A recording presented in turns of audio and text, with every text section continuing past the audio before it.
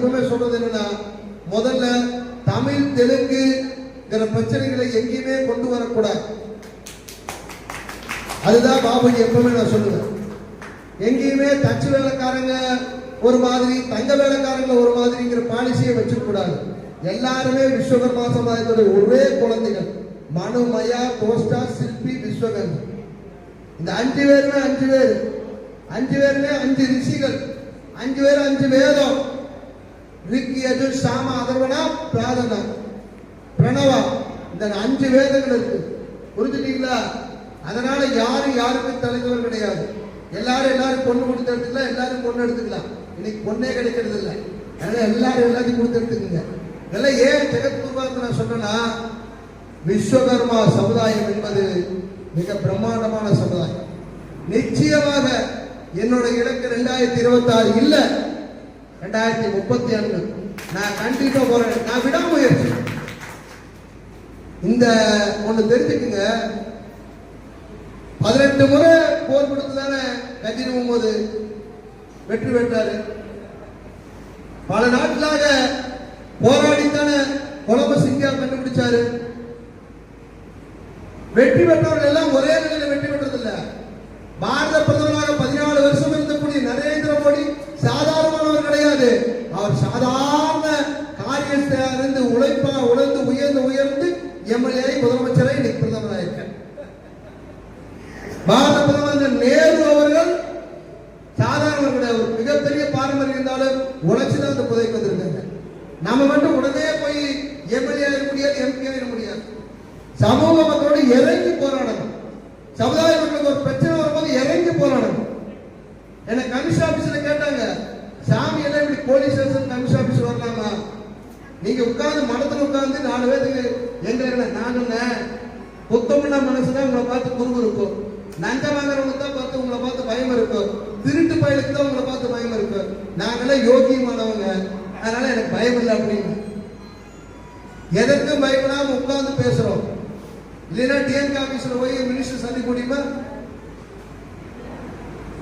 DMK ஆபீஸ்ல minister சந்திக்க முடியுமா?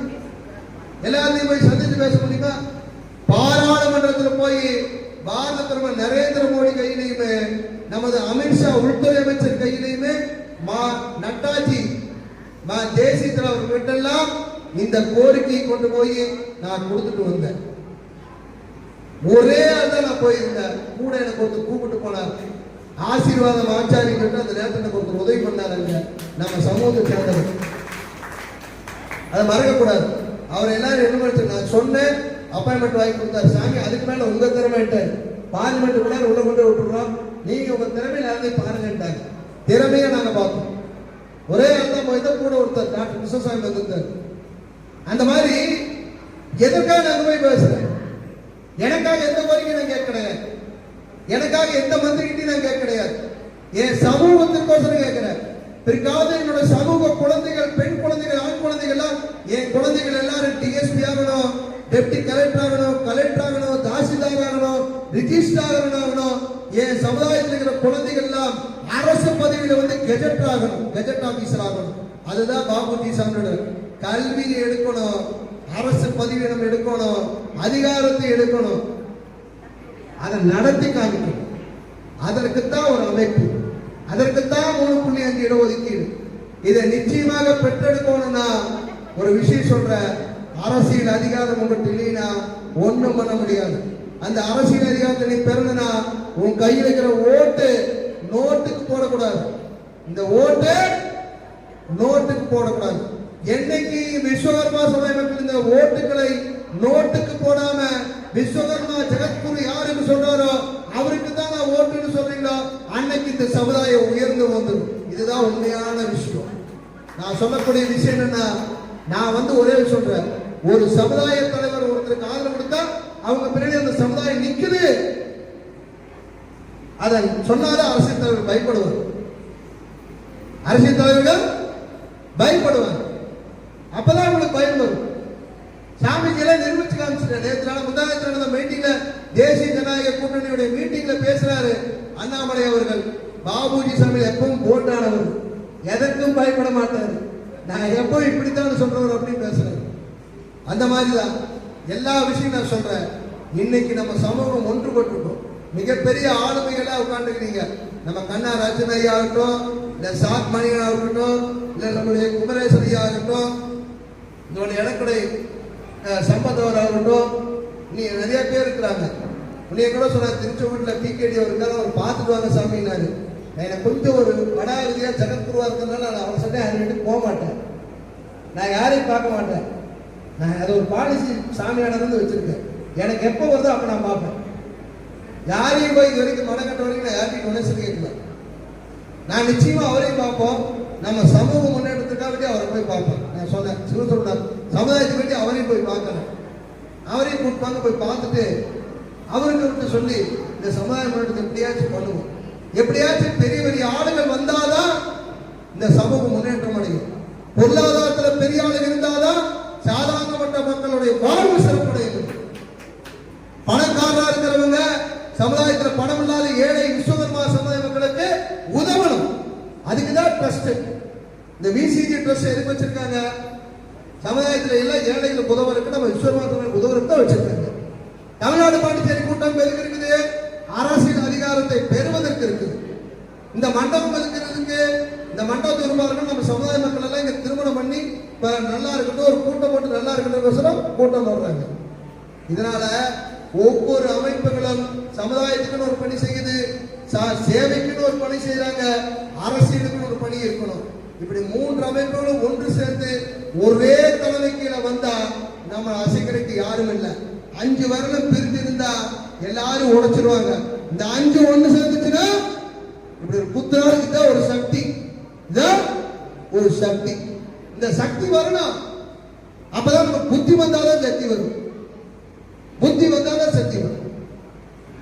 எவ்வளவு விஷயத்தை ஒண்ணு சொல்றேன்னா, நான் இன்னைக்கு பேசுற பேச்செல்லாம் எல்லாரும் கேட்டுட்டு நீங்க 10 பேருக்கு சொல்லணும். பாபுஜின்னு ஒரு சாமி வந்தார், அவர் சமுதாய போராடுறாரு, அவர் தன்னுடைய வேலையை விட்டு போராடுறாரு. அவர் பின்னாடி நம்ம எல்லாத்தையும் சேர்க்கணும். நீங்க தான் சொல்லணும். நான் இறங்கி பிரச்சாரம் பண்ணிட்டு இருக்கோம், நீங்க தான் சொல்லணும். இந்த நாள் இந்த தலைமை வேற, இன்னைக்கு அவர் தலைமை வேற. நான் இப்போ ஒண்ணு சொல்றேன், நான் தலைமையா இருக்கணும்னு சொல்ல கிடையாது. யாரோ ஒருத்தர் தமிழ்நாடு முழுக்க தெரிஞ்ச முகமா வரணும். எனக்கு பிடிச்ச முகம் ஒரே ஒருத்தர் நான் சொல்லுவேன், கேபிசி தான். கேபிசி நான் விஸ்வகுமார் எனக்கு ரொம்ப பிடிக்கும். விஸ்வகுமார் எனக்கு ரொம்ப பிடிக்கும். காரணம் ஒன் மேன் ஆர்மி. அவர் அவரே கார் ஓட்டுவார், அவரே போய் இறங்கி போஸ்ட் ஓட்டிட்டு போயிருந்தார். அந்த மாதிரி தான் அவரோட பாலிசி அருமையா இருந்தது. தான் சொந்த காசை கூட போட்டு சமுதாயத்துக்கு போட்டு பல லட்சங்களை இழந்தவன் தான் அவர் மரணம் அடையும் போது கடைசி நேரத்தில் கஷ்டப்பட்டார். ஆனா சமுதாயம் உதவல. ஆனா நான் கொஞ்சம் விவரசாலி, நான் அப்படியெல்லாம் போக மாட்டேன். எனக்கு மனம் இருக்குது, பொழப்பு இருக்குது. நான் வாரத்துக்கு 3 நாள் லீவு கொடுத்துட்டு அந்த நேரத்தில் சமுதாய பணியாற்றுறேன். வாரத்துக்கு 3 நாள் மக்களுக்காக, 3 நாள் என் சமுதாய மக்களுக்காக வேண்டும், 3 நாள் சமுதாய மக்கள், 1 நாள் எனக்காக வேண்டும். அப்படி நான் வாழ்க்கை ஓட்டிக்கிறேன். அதனால இந்த 3 நாள் போராட்டமே நிச்சயமா வெற்றி வரும். அரசியல் ஒன்று சொல்றேன் தெரிஞ்சுங்க. அதிமுக ஆதரவு, பிஜேபிக்கு ஆதரவு, டிஎம்கே ஆதரவு, தமிழக வெற்றி கழகத்துக்கு ஆதரவு, அதெல்லாம் அப்புறம் பார்த்துக்கலாம். பிஜேபியா, ஏடிஎம்கேவா, அதிமுகவா, அல்லது திமுகவா, அல்லது விஜயோட தமிழக வெற்றி கழகமா, அப்படிங்கிறதுலாம் அடுத்த முறை பார்த்துக்கலாம், ஆலோசனை. இப்போதைக்கு ஒண்ணுதான், விஸ்வகர்மா விஸ்வகர்மா விஸ்வகர்மா. இது மட்டும்தான் சாமி. என் சமுதாயத்தை யார் மதிச்சாலும் சரி, விஸ்வகர்மா சமுதாயத்துக்கு நல்லது பண்றேன்னு தமிழக முதல்வர் மு க ஸ்டாலின் சொன்னாங்கன்னா நான் அவருக்கு ஆதரவாக இருப்பேன். விஸ்வகர்மா சமுதாயத்துக்கு நன்மை செய்யறேன்னு நமது எடப்பாடி பழனிசாமி அவர்கள் சொன்னாதான் அவருக்கு ஆதரவாக இருப்பேன். விஸ்வகர்மா சமுதாயத்துக்கு நன்மை செய்யறேன்னு நடிகர் விஜய் சொன்னார்னா அவருக்கு ஆதரவாக இருப்பேன். எனக்கு இந்த சமுதாயத்துக்கு நன்மை செய்வதா வேணும், எனக்கு நன்மை செய்ய வேண்டியதில்லை. விஸ்வகர்மா சமுதாயம் இந்த 7 அம்ச கோரிக்கையை எங்கள் தேர்தல் வாக்குறுதியில சேர்த்துக்கிறேன்னு எந்த கட்சி சொல்லுதோ அவங்க தான் 2026 ஹரியானாவில் உட்காருவாங்க நான் சொல்லியிருக்கேன். நீங்க எழுதி வச்சுக்கோங்க. நம்ம கோரிக்கை தேர்தல் அறிக்கையில சேர்த்துவாங்க பாருங்க. நிச்சயமாக 2026 ஹரியானாவில் விஸ்வகர்மா சமுதாயம் யாருக்கு ஆதரவு தருதோ அவர்கள் தான் ஹரியானாவில் உட்கார முடியும். இதுதான் அன்னை பராசக்தியுடைய அருள்வாக்கு என்று சொல்லி எல்லாத்துக்கும் நன்மைகள் நடக்கட்டும், நான் நல்லது நடக்கட்டும்னு ஆசீர்வாதம் கொடுங்க.